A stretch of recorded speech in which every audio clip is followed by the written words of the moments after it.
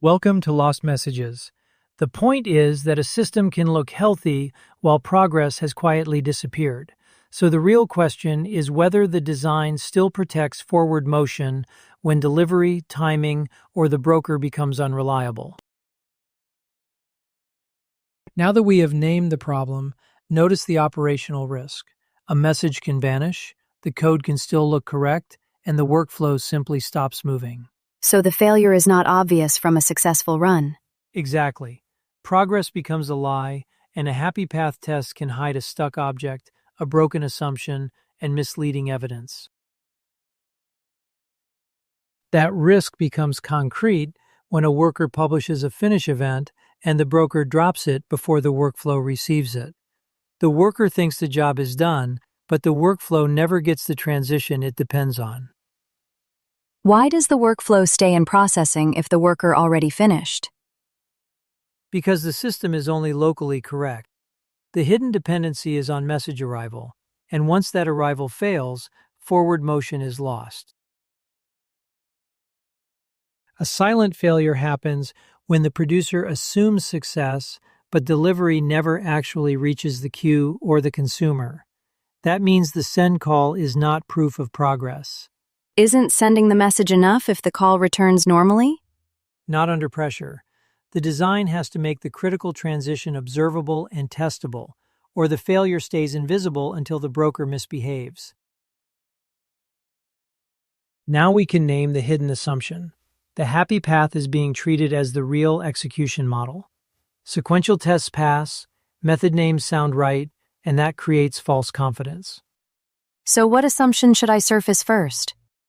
Ask what must remain true for progress to stay valid, and then ask what evidence would show that timing, retries, or partial failure have broken that assumption. That failure produces a zombie workflow. The system looks active, but it never leaves processing because the finish event was lost. So the real problem is not just one missing message. Right. The deeper issue is a broken progress property where an order, episode, or job can stay open forever. When that happens, the evidence is usually uncomfortable but clear: a stuck state, a missing final log, and no completion event. The answer is not guesswork. What would count as enough proof? Operation IDs, entity IDs, timing, and a repeatable test that reproduces the failure under pressure. Without that, the design defense is just a story. Now make the boundary fail harder. If the broker crashes or loses durable data, the message can disappear with the restart. The producer may believe the handoff happened while the durable record is gone. So the broker is part of the design problem, not just infrastructure? Exactly. The boundary between producer, broker, and consumer is where lost messages become design pressure. That pressure is really temporal coupling. Delivery time matters, acknowledgements can race with crashes, and retries can duplicate work. So send, process, and acknowledge are not naturally aligned? They are not. Once you see the timing dependency, the real question is, what happens when success and acknowledgement are separated by a failure window? Consider the race. Worker A ships the order and crashes before the acknowledgement is durable. Then the broker redelivers to worker B. That sounds like duplicate work. But why is it a design failure? Because it violates the invariant that each external side effect should happen at most once, even if delivery happens more than once. One response is to guard the state transition directly. The protected property is that the workflow moves through valid states in a controlled order, even when retries happen. Isn't adding more state just making the system more complicated? It is more careful, yes, but that complexity is the cost of protecting the invariant instead of hoping timing cooperates.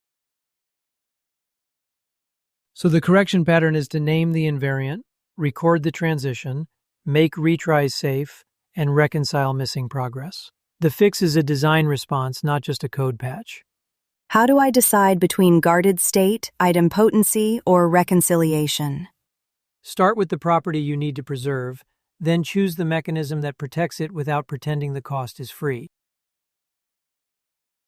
A strong control here is idempotency. The worker claims a key in an idempotency store, checks whether the operation has already been done, and only applies the external side effect once. What trade-off does that introduce? Extra storage and more handler logic.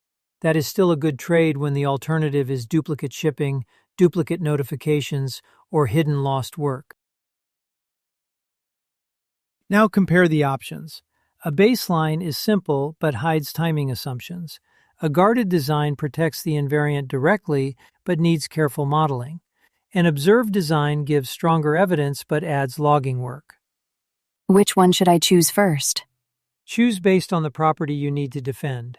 If you cannot explain the trade-off, you probably have not named the invariant clearly enough. Evidence is what turns a claim into a defensible conclusion.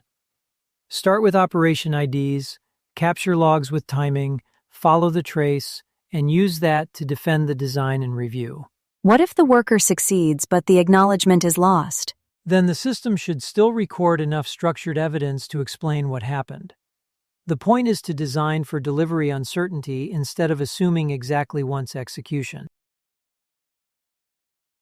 For the assignment, show 4 things: the invariant, the failure, the fix, and the evidence. Your project needs a concrete object, workflow, event, or recovery mechanism where lost messages could matter. What evidence is sufficient for the integrity packet?